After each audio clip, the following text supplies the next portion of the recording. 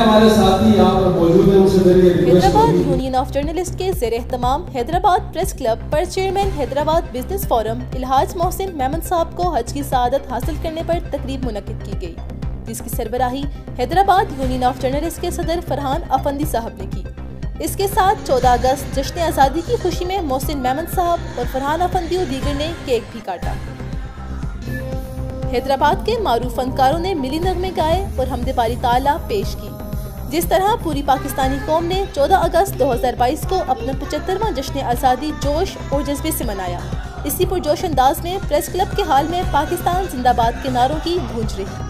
तकरीब में हैदराबाद के मारूफ सहाफ़ी, फनकार और कारोबारी तंजीम की अहम शख्सियात ने शिरकत की। इस दौरान कंपेयरिंग की जिम्मेदारी हैदराबाद के मारूफ ताजिर, रहनुमा और सहाफ़ी फयाज अवान साहब ने अदा की।